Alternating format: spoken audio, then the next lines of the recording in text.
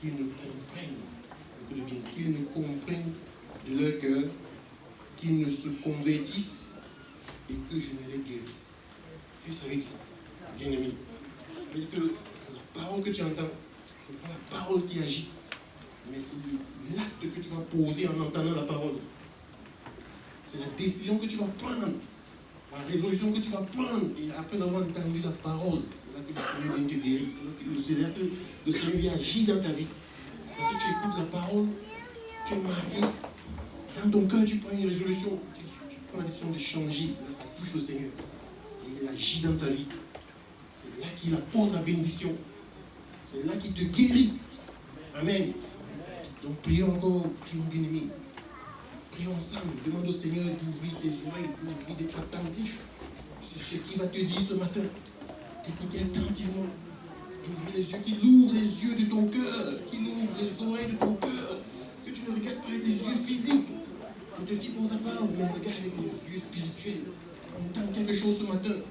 C'est le jour du Saint-Esprit. Tu dois partir ce matin, béni, changer, transformer. Père Dieu Tout-Puissant, Papa. Oh Père, je te prie. Père, envoie ton esprit maintenant. Que l'esprit de distraction, Père, soit vaincu. Oh Seigneur le Tout-Puissant, que ton esprit amène à ton peuple d'entendre ta parole. Et concentre sur ta parole, Père. Transforme les cœurs ce matin par ta parole. Ouvre nos oreilles, Père. Ouvre nos yeux, Papa. Au nom de ton Fils Jésus-Christ, je t'ai prié. Amen. Amen. Encore une fois, bonjour, bien-amis.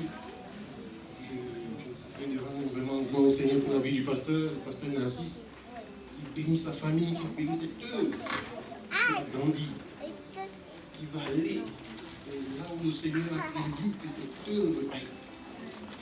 Bien-amis. Vous savez, nous sommes dans le mois des disciples. Être un vrai disciple, le thème de ce mois, c'est être un vrai disciple de Christ. Quand je préparais ce message, j'ai demandé au Seigneur, en observant les 12 disciples, les 12 apôtres qui accompagnaient Jésus-Christ, j'ai demandé au Seigneur, pourquoi c'est Judas que le diable, notre ennemi, a choisi? Pourquoi c'est pas Joseph? Pourquoi c'est pas Matthieu? Pourquoi pas Jacques? Pourquoi pas un autre? Pourquoi Judas? Pourquoi Judas a été choisi par Satan? Et le Seigneur va nous dire qu'il pouvait choisir tout le monde. Il n'a pas arrêté tout le monde. Donc, si vous vous rappelez, quand il a tenté Matthieu, Simon-Pierre, pardon. Jésus dit à Simon-Pierre, arrière de moi, Satan. Arrière de moi, Satan. Le Seigneur nous dira que nous sommes tous prédisposés. Nous avons toutes les prédispositions contre les Judas. Ça est l'œuvre de l'Éternel. Amen. Amen. Donc, mon objectif ce matin, ce sera de vous arrêter, de vous montrer comment le diable agit pour nous déstabiliser l'œuvre. On va voir les caractères. Il y en a plusieurs. On a choisi 4. On va étudier, on va comparer 2 personnages, 2 disciples, Judas et Simon-Pierre. Amen.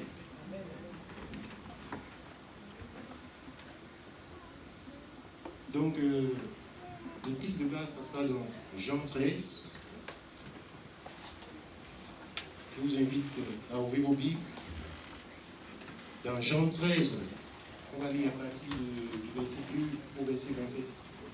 C'est long, mais c'est important. Je vais m'arrêter à chaque fois pour expliquer, pour entrer en profondeur. Jean 13, verset 2 à 27. Amen. Je lis la parole de Dieu. Pendant le souper, lorsque le diable avait déjà inspiré au cœur de Judas Iscariote, fils de Simon, le dessein de le livrer. Je m'arrête là pour le moment. Lorsque le diable avait déjà inspiré, le diable agit en donnant une suggestion. Le diable t'envoie des suggestions, des pensées. Il n'avait pas encore possédé Judas. Il envoie juste des suggestions. Comment opère le diable? bien-aimé. Je vais vous dire comment il opère, le mode opératoire de l'ennemi. Le diable, il y a un mot qui m'a toujours marqué dans la Bible. Le même mot qui a deux significations, deux connotations. Le mot lion. Je ne sais pas si il a mis cela. Dans Apocalypse 1, verset 5, on nous parle du lion de la tribu de Juda. Là, on parle de Jésus-Christ qui agit en groupe. Il n'est pas seul, ce n'est pas un lion solitaire. Il agit avec derrière lui une tribu qui le soutient. Si vous avez vu les émissions sur les animaux, vous observez les lions, vous allez voir qu'il y a des lions qui agissent seuls et des lions qui agissent en famille, en groupe. C'est le cas de Satan. Dans 1 Pierre au verset 5, on nous dit ceci. 1 Pierre 5, verset 8.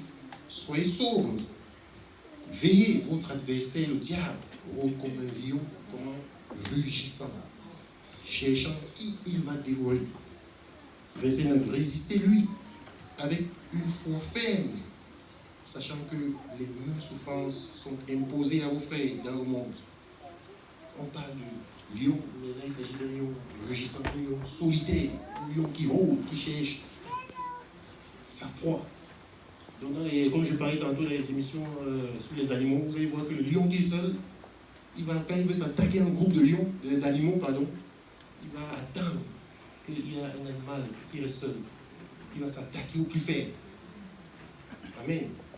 C'est comme ça que le diable agit. Le diable s'attaque, il n'aime pas le groupe, il n'aime pas l'unité. Il va tout faire pour déstabiliser une partie du groupe, pas des pensées. Et quand tu seras faible, là il t'attaque. Continuons la lecture, bien aimé.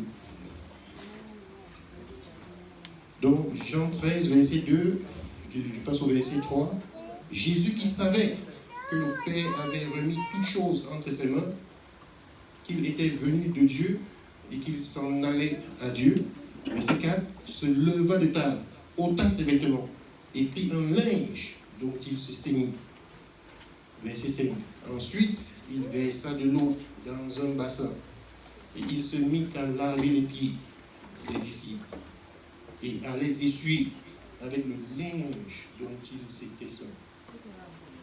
Je vais m'arrêter là pour le moment. Je vais vous expliquer c'est quoi laver les pieds, le lavage des pieds. Malheureusement, on n'a pas mis la diapo. Laver les pieds. Les pieds, ça veut dire alaka en hébreu. Alaka, ça veut dire c'est ta marche au quotidien, ton comportement. C'est ce que ça veut dire en hébreu. Et le lavage, le fait que Jésus qui lave les pieds, il lavait quoi? De l'eau. Donc l'eau, en général, symbolise la parole. La parole de Dieu. Donc ça symbolise la marche en suivant la parole de Dieu. Marcher selon la parole de Dieu. Marcher selon les préceptes de la parole de Dieu. Amen. Donc, vous connaissez Éphésiens 6, c'est Paul qui parle dans Éphésiens 6, au verset 15. Il dit, mettez à vos pieds les chaussures, pour chaussures le zèle que nous donne l'évangile de paix. C'est pour la parole. La parole, tu dois marcher selon la parole de Dieu, bien-aimé, en suivant la parole. Et la Bible dit que Dieu parle tantôt d'une manière, tantôt d'une autre. Donc tu peux recevoir la parole soit par un frère, une soeur. Lorsque tu t'es égaré, lorsque tu marches des desseins qui ne sont pas ceux de Dieu, tu vas prévenir les frères et les soeurs pour te remettre sur le droit chemin par la parole. Amen. C'est ça que Jésus-Christ nous dit ici à Simon-Pierre. Tu te laves les pieds. Qu'est-ce qu'il va dire par la suite? Au verset 6. Il vint donc à Simon-Pierre et Pierre lui dit, toi Seigneur, tu me laves les pieds? Verset 7, Jésus lui répondit, ce que je fais, tu ne le comprends pas maintenant, mais tu le comprendras bientôt. Verset 8, Pierre lui dit, non, jamais tu ne me laveras les pieds. Jésus lui répondit, si je ne te lave, tu n'auras point de part avec moi. Amen. Si Jésus ne lui lave pas les pieds, il n'aura pas de pas avec lui, si tu ne marches pas selon la parole de Dieu, la parole qui est vie, la parole qui est Jésus-Christ, qui est le chemin, la vérité, la vie, si tu ne marches pas selon sa parole, tu ne seras pas élu au paradis, dans l'éternité. Tu n'auras pas de pas avec lui. C'est ce qu'il voulait dire à Pierre. Marche selon ma parole. Pierre va lui dire par la suite. Simon Pierre lui dit au verset 9, Seigneur, non seulement les pieds, mais encore les mains et la tête. Au verset 10, Jésus va lui dire, celui qui s'est lavé n'a besoin de se laver les pieds pour être entièrement pur. Amen. Qu'est-ce qu'il veut dire par là? Si tes pieds marchent selon la parole, en suivant la parole, c'est tout le corps qui est sauvé. Puisque le corps suit les pieds. Si les pieds vont vers Jésus-Christ, marchent selon la vérité, le corps sera sauvé. Le corps n'a pas besoin de laver. Amen. Et qu'est-ce que Jésus-Christ va dire? Au verset 10. Prêtez attention. Et vous êtes purs, mais non pas tous. Vous êtes purs, mais non pas tous. L'amour de Dieu est extraordinaire, l'amour de Dieu est puissant. Jésus-Christ a envoyé une première parole à Judas, bien-aimé. Il a envoyé une première parole à Judas. C'est-à-dire, si tu étais à la place de Judas, tu entendais cette parole, mais non pas tous. Si tu avais manigancé des plans, tu avais appelé des potes, il est au courant. Annulons tout. Judas avait encore la possibilité de revenir. C'était une parole que le Seigneur lui a envoyée, mais il n'a pas saisi. En Dieu ici, il n'a pas saisi cette parole. Amen. On continue. Verset, on va sauter, verset 11. Car il connaissait, bien sûr, Jésus-Christ connaissait celui qui allait le livrer. C'est pourquoi il dit, vous n'êtes pas tous purs. Au verset 12, après qu'il eut lavé les pieds et qu'il eut pris ses vêtements, il se remit à table et leur dit, comprenez-vous ce que je fais? Vous m'appelez Mère et Seigneur, et vous dites bien, car je le suis. Alors verset 18, une autre parole qui va envoyer aussi à Judas, écoutez bien, ce n'est pas de vous tout ce que je parle. Je connais ceux que j'ai choisis. Mais il faut que l'écriture s'accomplisse. Celui qui mange avec moi le pain a levé son talon contre moi. Je ne vais pas entrer dans les détails, c'est Ésaïe qui avait annoncé ça. Il y a une deuxième parole que le Seigneur, par amour, envoie à Judas. Sache que je suis au courant de tes plans. La Bible dit qu'il faut qu'il y ait des scandales, bien aimés. Il y aura des scandales, il faut qu'il y en ait. Mais malheur à qui? À celui par qui vient les scandales. Bien-aimé. Que le scandale ne vienne pas par moi ni par toi. Amen. On continue la lecture. J'étais au verset 18. Au verset 19. Dès à présent, je vous le dis, avant que la chose arrive, afin que lorsqu'elle arrivera, vous croyez à ce que je suis réellement. Au verset 20, en vérité, je vous le dis, celui qui reçoit celui que j'ai envoyé me reçoit. Et celui qui me reçoit celui qui m'a envoyé, le Père. Verset 21. L'amour de Christ. Ayant ainsi parlé, Jésus fut troublé dans son esprit. Et il dit expressément, en vérité, je vous le dis, l'un de vous me livrera. Là, il est plus clair. Il est plus clair. Il dit, l'un de vous me livrera.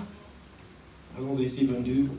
Les disciples le regardaient les uns les autres, ne sachant pas de qui il parlait.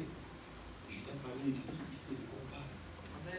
Dieu, si son que il y a des moments dans ta vie, je ne souhaite pas que ça t'arrive. Les gens t'interpellent sur un comportement que tu as à l'église. Je reviendrai dessus. Mais tu persistes. Dans ta voie, tu persistes. Le Seigneur veut t'interpeller. Tu persistes.